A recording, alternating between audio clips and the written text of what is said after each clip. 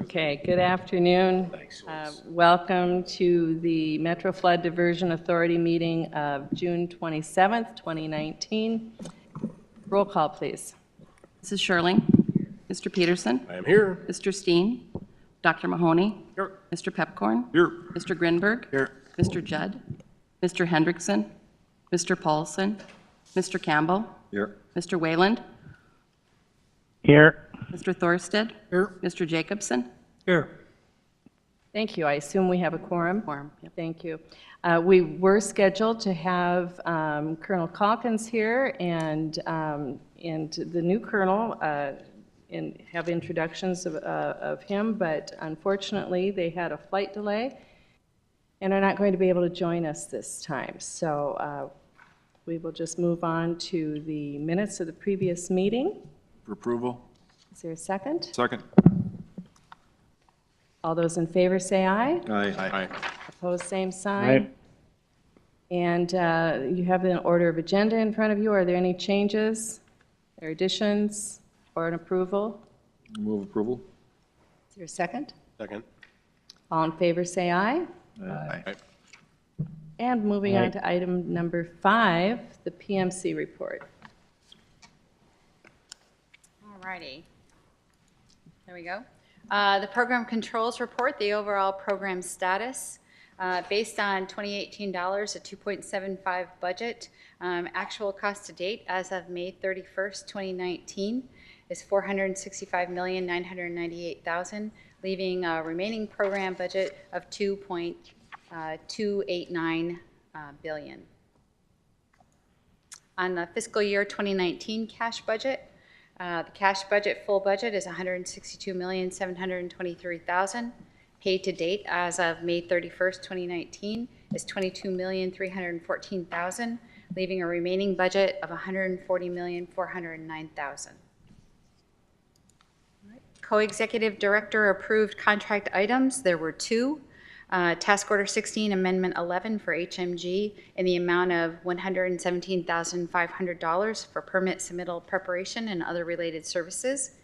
And Amendment 2 to Task Order 26, again for HMG in the amount of $56,976 for work in kind. It's core-related hydraulic modeling to support design services. Okay. There were some Cass County Joint Water Resource District approved contracts, contract amendments. Task Order 2, Amendment to Appraisal Package Number 4 for Integra for $5,500.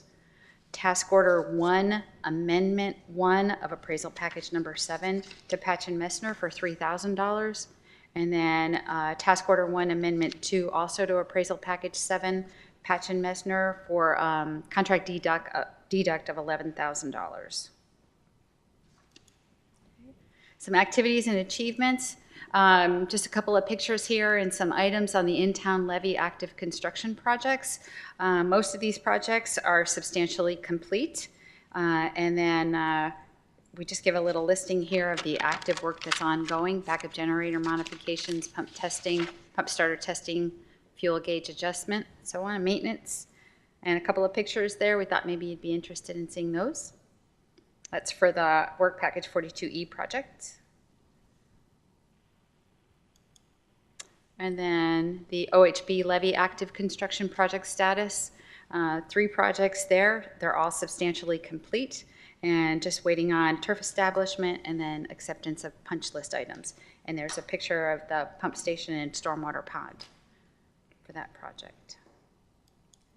A couple other active construction and maintenance projects. The County Road 17 paving is complete. The County Road 17 ditch cleaning is substantially complete. We have property structure mitigation, which is also substantially complete, and then levy maintenance, which is an ongoing maintenance contract. Land acquisition and property mitigation status. 40 plus appraisals approved in the last month, primarily for the channel and early opportunities. 7 parcels with signed purchase agreements in the last month. Numerous purchase agreements being negotiated for the rest of the channel parcels. Develop structure mitigation flexibility approach in coordination with the Corps, Buffalo Red River Watershed District, the MDNR, and the North Dakota Stormwater Commission for review and consideration. That's on structure mitigation flexibility. Started the process to secure rights of entry to support the I-29 roadways and southern embankment, as well as starting the process to secure the biogeo easements. Supported formation of the Minnesota Lands Acquiring Entity, and also supported the NDSU Ag Study Impact. And again, with lands and property mitigation, we're coordinating with Crown Appraisals on the Phase 2 flowage easement valuation process, and initiated discussions with the Corps, Olmsted Twitchell, and the City of Fargo on the Drayton Dam replacement project. On public outreach and social media, current activities are updated the monthly talking points and prepared the 3 questions video with the Commissioner Bennett. And on the analytics report, we provided the website visitors and page views. Noted that the most popular YouTube view was the 3 questions with General Semonite. And points of interest, just to note, is that the project status page has increased from 187 visitors this winter to almost 10 times that to 1,851 views this spring. Okay. Short-term look ahead. We anticipate finalizing Task Order 6, which is the P3 procurement and implementation, here very shortly. Continue to support the contested case hearing process. Identify mitigation requirements and permit conditions review meeting with the North Dakota Office of State Engineer staff. Begin securing rights of entry for parts of the southern embankment. Negotiate the scope for Phase 2 flowage easement valuation. Complete appraisals for all diversion channel properties, and support initial activities of the MCC JPA, as well as report to the North Dakota Water Topics Overview Interim Committee. On the long-term look ahead, we're looking forward to reactivating the P3 procurement. That's pending Task Order 6. Confirming the P3 proposers remobilization schedule. Updating program reporting of budget and schedule to include the latest and overall program, including the P3. Finalize interim funding and financial strategy. Solidify the upstream structure mitigation requirements in coordination with permitting agencies. Providing outreach to 30 political jurisdictions related to the CLOMAR requirements. Complete and implement the financial strategy. Issue the draft P3 RFP for the diversion channel project, and again, that's pending Task Order 6, and then achieve substantial completion of the work package 42E 2nd Street South and Main Avenue pump station project. And that's it for the PMC report. Great, thank you. Item number 6 is the Army Corps project update. Was there anything to add to that since no one's here from the Corps? Martin is on the Army Corps project. Yeah, Martin has an update if you'd like to talk. That would be great. Thank you. I don't think the schedule was in the packet, was it? I don't recall. I thought Terry was going to hand it out at the meeting today. It wasn't in the packet. It is or no, it's not in the packet. It's not. Okay. Hi, Madam Chair and members of the commission. We were going to brief, I think the Corps was going to bring their overall schedule. I think some people have seen that. We were going to brief the board with that. It's not available today because I think it's on that same plane that didn't come in. So we'll hold that brief for the next meeting.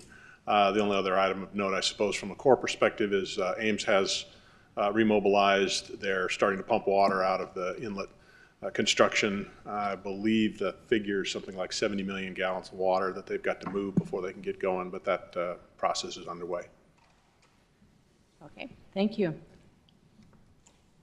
Item number 7, administrative legal. Wells Fargo loan.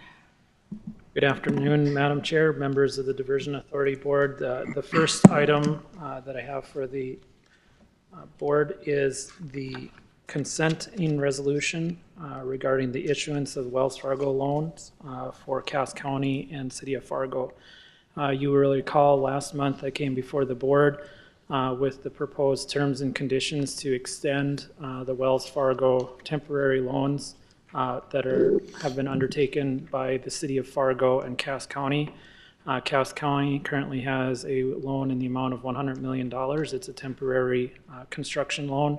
And Fargo also has a loan that's in the principal amount of $100 million, but only $50,250,000 of that amount has been drawn down. Those are temporary construction loans. The interest rate has went down slightly. The proposal from Wells Fargo that has been reviewed and accepted by the Finance Committee is to extend the maturity of those two issues for an additional 2 years. That will get us a little further down the road and we can start working through some of the permanent financing for the project. Pursuant to the Joint Powers Agreement, this board must consent to the issuance of debt by member entities. That would be Cass County and the City of Fargo for the project. So we'll be asking for approval of the resolution consenting to the to the loan extension. Thank you. Any comments or questions? Move for approval. Thank you. Is there a second? Moved and seconded. Any further discussion? Roll call, please.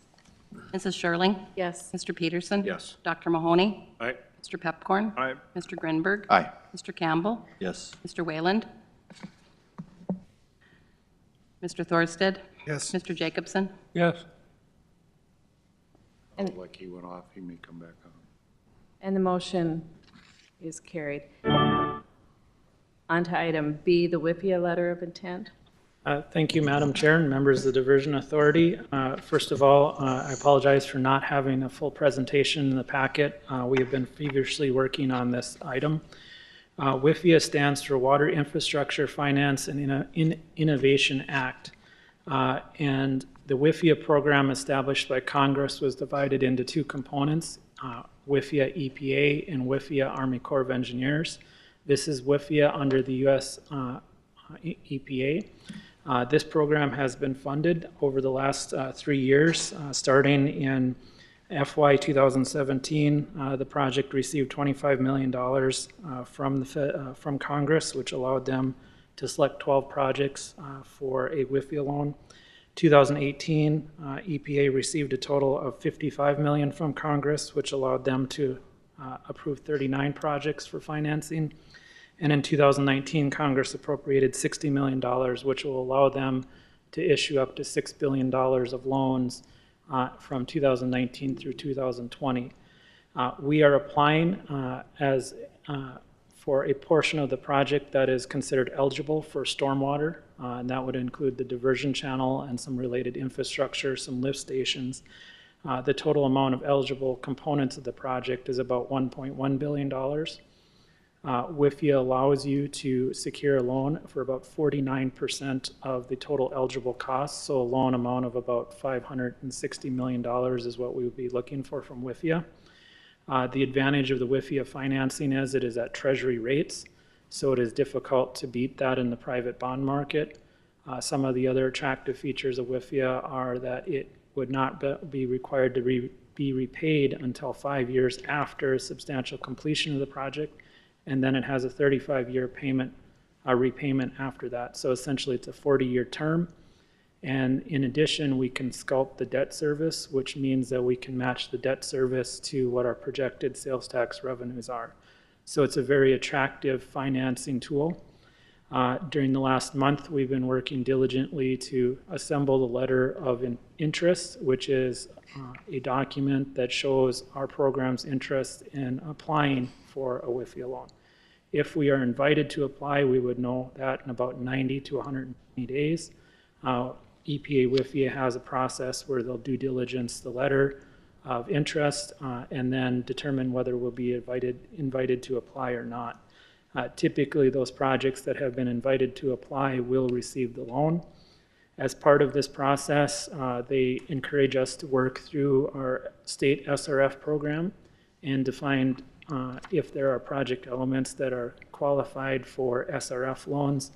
I've been in conversations with SRF, and we do in fact have some project components that are available for SRF financing, which many of the North Dakota entities are familiar with SRF financing, which is typically a 30-year term with a 2% interest rate. And so this really is going with our financial strategy for long-term debt that has a low interest rate on it. And so this is the first step in the process. I would note that EPA WIFIA is different than EPA Core. With EPA WIFIA, it's a larger program. It's more competitive. That said, we do have a good project, and last year EPA WIFIA funded a similar program or invited them to apply, which is a diversion channel in California. And so we're hoping that given the continued expansion of the EPA program, that they would have interest in our program. We still are looking to support all of the great efforts of our federal legislative team working with Army Corps of Engineers with their WIFIA program.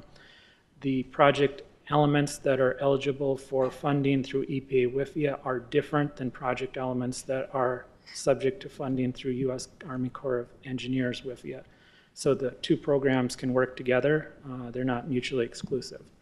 And so in having some conversations with the Corps over the last number of months, I know that they are working to get their program stood up, but their program still needs congressional funding for the actual loans. But this is in keeping with that general direction of trying to find the lowest cost capital for the project and to try to explore whatever options are out there for financing the project. Thank you. Questions? Madam Chair, I'd just add to John's overview. I think it's important to recognize that our original plan that we started the first of the year with Plan B financing involved a loan package that we requested of the state legislature or WIFIA. And as we testified in both House and Senate on the North Dakota side, we were very clear that if North Dakota provided a loan package, that was a preferred option for us, or an option for us. If WIFIA materialized, it was likely that we would go the direction of WIFIA because of the lucrative terms.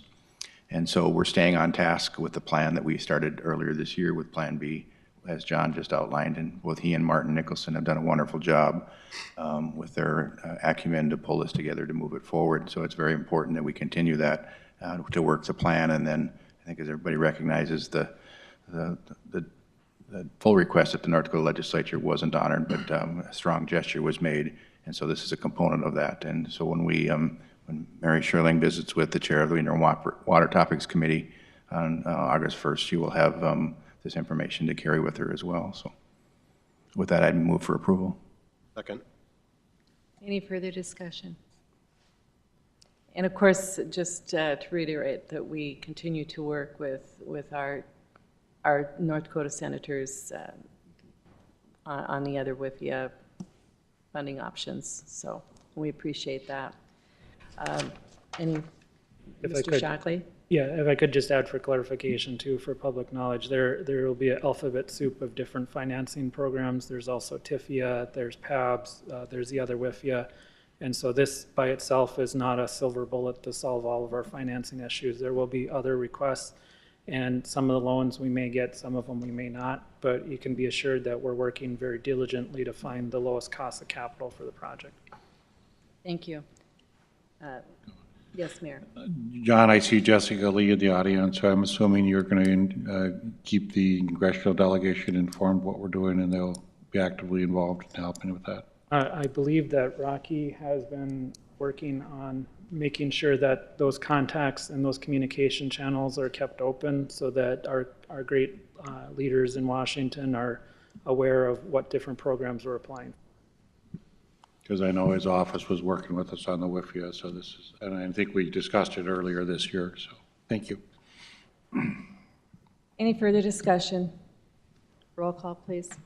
Mrs. Sherling? Yes. Mr. Peterson? Yes. Dr. Mahoney? Aye. Mr. Pepcorn? Aye. Mr. Grinberg? Aye. Mr. Campbell? Yes. Mr. Wayland? Mr. Thorsted? Yes. Mr. Jacobson? Yes. Motion carries. Item number 8, public outreach. The committee report. Hi, Rocky Schneider over at this side. Try to see perspectives from both the left and the right, fair and balanced. But also the video works from this podium and it doesn't work from that podium. So apologize, you got to turn over here. Give the public outreach update. Just to add on to what Mr. Shockley said, we are working with our counterparts in DC Matt Chiller is working on a letter of support and is making his way around to all 6 congressional offices this week on the WIFIA program. So we hope to see that, and hopefully everybody signs on and we can do the best we can for that. Also, another laydown, apologize for the late laydown of this talking points. I believe you saw this last month. This is an updated version, and maybe just to spend a minute on this, this is something Chair Sherling has advocated for to be updated every month and provided to the board. You will see a number of red lines in there. We tried to make it easy for you or for anybody else using this, or if you're using it to talk to constituents, that you can page through on a relatively quick basis and see, okay, what's changed. It's a good way to give a quick update to a group or to friends or constituents or your individual boards. And you can go through there, and obviously you'll see the major update changes on the Buffalo Red watershed district. That's obviously was a rewritten section of it, and been a lot of questions on that. You've seen a lot of media on that this week. There was a press statement from the chair earlier this week as well that you all have seen. In addition to that, busy week, lots of press and questions, but we've had a lot of questions on construction. Maybe, I don't know if because of that or because the weather's warming up, but that's definitely been a topic out in the public, and I know the Corps was going to be here today to talk about construction starting up south of Horace. There's actually a tour there right now. Jason Benson and Nathan Borboom and Greg Thielman from the Houston Moore Group are out there meeting the tour group. There's 3 buses, 120 people that are touring the inlet structure right now. So a pretty good sized group. It's the Minnesota Association of Watershed Districts. Their conference is in town. We have a presentation to that group tomorrow as well. It's between 8:30 and 11:30. I think we're the 3rd speaking option there, but if you're interested, it's at the Marriott in Moorhead. It's a good opportunity from sort of the water community from around Minnesota to tell our story. We haven't presented to that conference before, so it's always nice to get one of these new opportunities to speak about our project. Another item here is one of the 3 questions videos. We had a nice chat with Commissioner Bennett, and we showed this at Outrage Committee yesterday, and there was a request to show it here, really to kind of memorialize some of the history of the project, and really, you know, we appreciate each of you giving your time to this and documenting it. And I think it helps give a face to the project, which has been lacking in the past maybe. So I'll just play this and hope the audio is working from this side. Just a short 2-3 minute.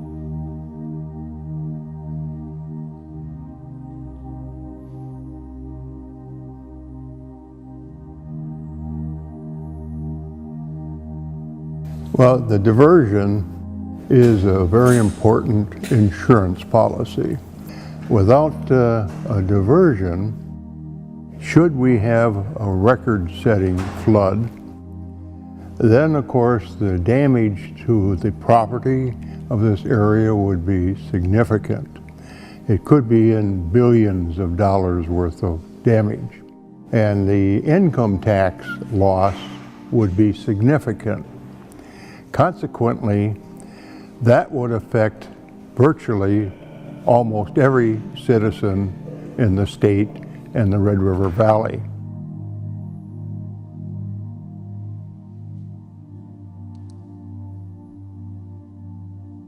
I was fortunate to come to North Dakota and the Red River Valley in 1971. That's almost 50 years ago. I've been superintendent of schools in Fargo, starting in '71 for 28 years. And during that time, I have found no other project that is more significant than the diversion in terms of having the potential of helping all people in the complete state, whether living in Crosby or Oaks or Hillsborough. Everybody would benefit with a diversion should we have another record flood.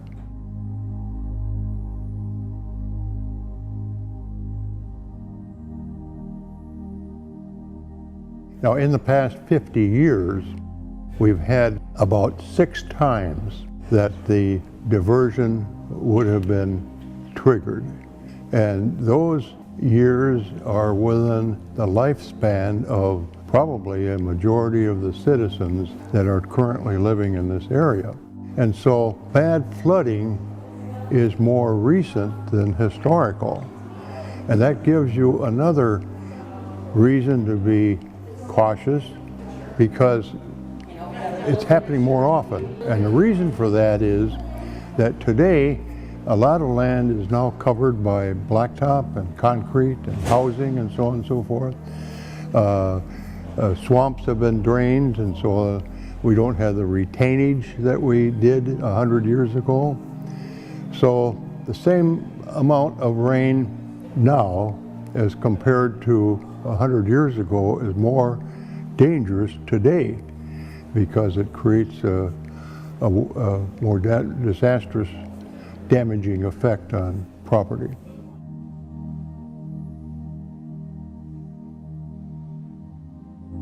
If I could just add one thing on the video, these are, we have the format down pretty pat. It takes about 15 minutes, 20 minutes with an individual, and maybe another hour just on video time to really produce this for historical sake. But you saw last month, I think Kim updated previously, that our most watched videos on YouTube are these 3 questions videos. I think people like them, but we try to maximize them as well. We turn them into sort of Twitter cards with quotes and things that get reposted. We've also used them at conferences as sort of a running loop, at our booths and things, and people will come and sit and watch them. We've also talked about playing them on public access, like these committee and board meetings are all on public access. We thought about looping them together once we had an hour content worth. I think there was an hour block that was requested. So they just run, as you all know, surprised how many people watch public access and watch these meetings. And so we thought that'd be a nice way to kind of keep getting the information out there. That's all I had, unless there's any questions. Great, thank you very much. Appreciate it. Business Leaders Task Force update, Mr. Dawson. We have not met since the last time we reported. So we met first part of May, I believe, and I think Mark Nesbitt made a report to the board. But my guess is we'll be meeting sometime in the next month. Very good. Appreciate your continued support. Land management, we met yesterday, and I think really the PMC report went over most of what I could really speak to. They've been very, very active. You've got a handout in your packet. Item 9C, you can see the number of properties that are in active negotiations, appraisals, and so on and so forth. So it's a very busy, hardworking group of folks that are working with landowners. Beyond that, did you have anything else to add, Eric? Then we have the Moorhead-Clay County JPA. Mr. Shockley, would you like to present that? Thank you, Madam Chair, members of the Diversion Authority Board. Before you today, you have the Moorhead-Clay County Joint Powers Agreement regarding land acquisition in Minnesota. The JPA that formed the Diversion Authority contemplated that land in Minnesota could be acquired either by Clay County, Moorhead, or a joint powers entity created by Clay County and Moorhead. During the permitting process with Minnesota DNR, it was envisioned that the joint entity would be the acquiring property entity in Minnesota. The Minnesota board members worked diligently to develop a joint powers agreement between the two entities for land acquisition in Minnesota. The land acquisition process would be handled very similar to the Cass County Joint Water Resource District and would likely utilize all of the same personnel, appraisers, and different experts in their relative fields regarding land acquisition. The sole purpose of the joint powers entity is land acquisition in Minnesota. This week, the Moorhead City Council approved the joint powers agreement, as did the Clay County Commission. Pursuant to the joint powers agreement that created the Diversion Authority, the Diversion Authority Board has to consent to the approval of the entity. So we're asking today for the approval of the entity. The Minnesota members would like to start up the entity in July, have their first meeting. The first order of business will be an application to the state of Minnesota for Minnesota DNR funds for the cost share of land acquisition in Minnesota. I can certainly answer any questions that you might have, but There was a lot of time and effort put into it. The board members for this entity will consist of the 2 Clay County board members that sit on the Diversion Authority, the 3 Moorhead council members, 2 council members and mayor that sit on the Diversion Authority board, and then a member of the Buffalo Red Watershed District will also be on that board. The Buffalo Red Watershed District member cannot be the chair or vice chair. It's limited to the 2 elected bodies. So, and the idea was to get enough interest and input from the different entities regarding land acquisition for the project. Thank you. Questions or comments? Commissioner Campbell, do you have anything you'd like to add? Well, I think this is needed. I think as we see property owners now starting to ask questions and look for ways for them to understand how the purchase process works, I think this is really important. And from the standpoint, as Mr. Shockley mentioned, I think it's a really good mechanism for us to continue to work with the state legislature because we're going at it from both a joint effort from both the county and the city. So we certainly need this, and I think it's a really good written document. So I would certainly look for support, and as a matter of fact, I would move that the DA gives their stamp of approval on this JPA. Thank you. You've heard the motion. Is there a second? Second. It's been moved and seconded. Any further discussion? Any further discussion? Roll call, please. Mrs. Sherling? Yes. Mr. Peterson? Yes. Dr. Mahoney? Aye. Mr. Pepcorn? Aye. Mr. Grenberg? Aye. Mr. Campbell? Yes. Mr. Wayland? Mr. Thorsted? Yes. Mr. Jacobson? Yes. And the motion carries. Mr. Jacobson, did you have anything you wanted to add from the Joint Water Resource District's perspective? We had a meeting this morning, and we had a meeting from the people working out in the field, and they said things have changed a little bit. Initially, people said it's never going to get built, go away. Now they're saying it's going to get built, so let's sit down and work it out. So that's good news. And I think that's really reflective in this colorful report that we've been getting every month. It's an interesting document to take a peek at. So, Mr. Dodds, did you have something further? I don't have anything specific. I guess on that report, the one thing I would maybe just point out on item 9C, the colorful report, page 2 of that is an overall status map that shows you the color-coded status of where we're at with all of the parcels. As Commissioner Sherling pointed out, you'll see on the north end this month we have more green, which is good. We also have more blue, which means the appraisals have been completed and turned into offers, and now we've got an army of land agents out meeting with property owners. And just this morning, as Dan noted, we had another batch of appraisals approved, and so those then turn into offers as well. So I think we're making good progress. However, an appraisal is important and a real key important step in the process, but it's not as important as getting a purchase agreement signed, and so that's what we're focusing on now. And so I'm hoping that the momentum continues and we have offers turning into purchase agreements soon. So. Any questions for Mr. Dodds or for Mr. Jacobson? Great, thank you very much. Moving on to finance. Madam Chair, as noted by your comments on land, PMC covered a lot of, item 10A. I would just note that expenditures to date cumulative is a tad over $476 million. And our net cash position has grown to a tad over $96 million. And as noted in the PMC report, $142 million of budget that has not been expended.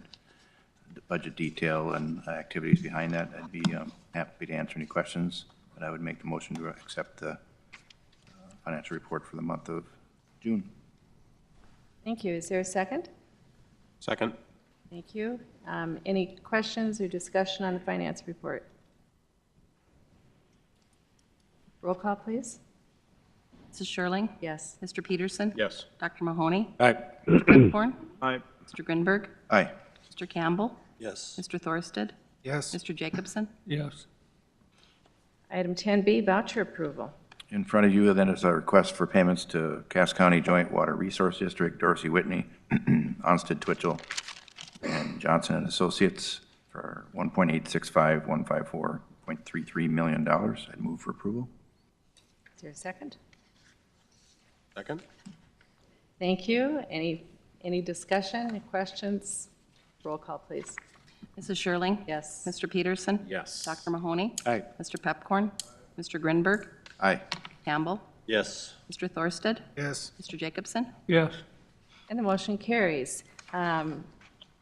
Contracting actions, I see Mr. Redlinger is at the ready there with task order number 5.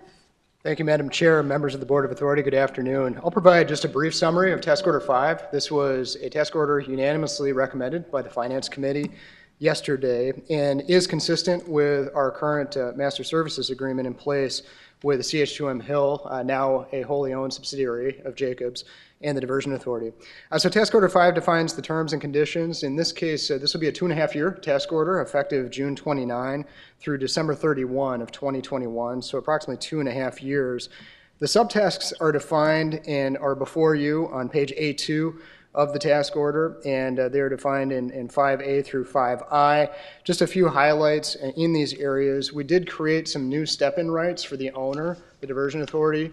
Given that we will be hiring an executive director and onboarding that person later this year, we wanted to have the opportunity in the agreement to be able to have that director make some assessment of organizational structure, and then also talk about where they would like to either modify or perhaps de-scope some of the current services and then bring some of those in-house. We certainly believe there will be some interest in hiring some resources to support that new executive director, and so these step-in rights will permit that, and in particular that will happen in the areas of 5C, program controls and reporting, 5F, 5G, 5H.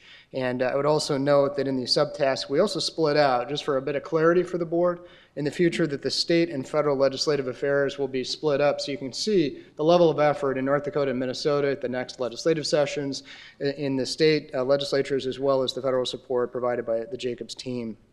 So all in all, a very comprehensive task order, and one that was really the collaborative effort of the owners' reps, technical reps, as well as the PMC. So a credit and thanks to Jacobs for their assistance in this effort.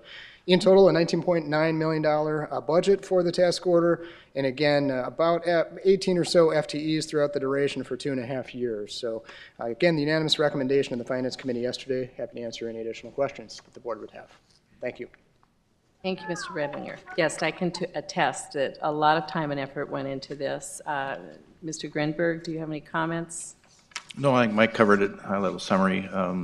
Yesterday, we had good discussion as well on the topic, and a lot of effort went into this. I think a few of us had a little challenging thought process to go out 6, 7, 8 years and trying to predict the future, and as well as trying to factor in cost containment and what do we really need, 2 years from now, 4 years from now, 6 years from now. And so that all factored into this as well. And as Mike noted, everybody came together to come up with a reasonable plan to move us to the next stage, and we'll answer a lot of the other questions as far as what we actually need down the road. I'd move for approval. Is there a second? Second? Good job, Chad. I'm on it. Thank you, Mr. Mayor. Any further discussion? We had a little competition for making motions yesterday, so. Any further discussion? Roll call, please. Mrs. Sherling? Yes. Mr. Peterson? Yes. Dr. Mahoney? Aye. Mr. Pepcorn? Aye. Mr. Grinberg? Aye. Mr. Campbell? Yes. Mr. Thorsted? Yes. Mr. Jacobson? Yes.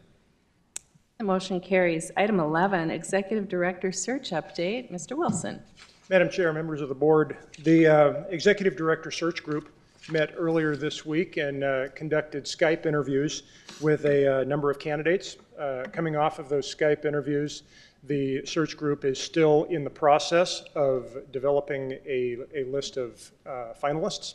And when that list is finalized and ready to move forward, we will have a further update, but certainly wanted to keep you apprised that that process is underway. Questions for Mr. Wilson? And so then, can you just explain to the group what the next steps will be?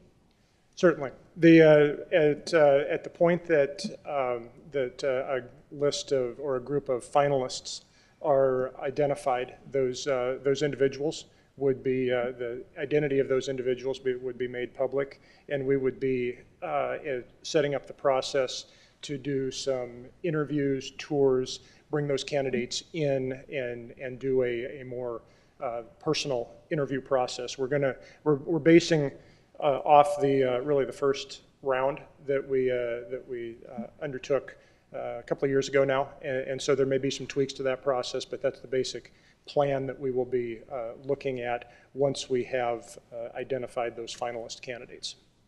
So just a heads up for this group, there will be a schedule that we'll have to try to all figure out when the best day is going to be that will work for the majority of our board members so that we can all be here for interviews. And that would be sooner rather than later would be my desire. So sometime in July, very soon, would be my hope.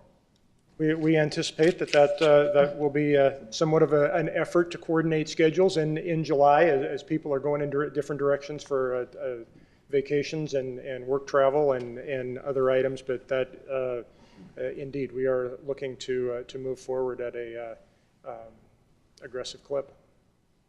Our community puts its best foot forward in July. We look great in July, so. Okay, thank you. Any questions for Mr. Wilson?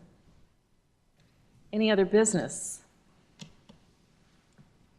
Then item number 13, at this time we would request that we go into an executive session, and I would need a motion for that.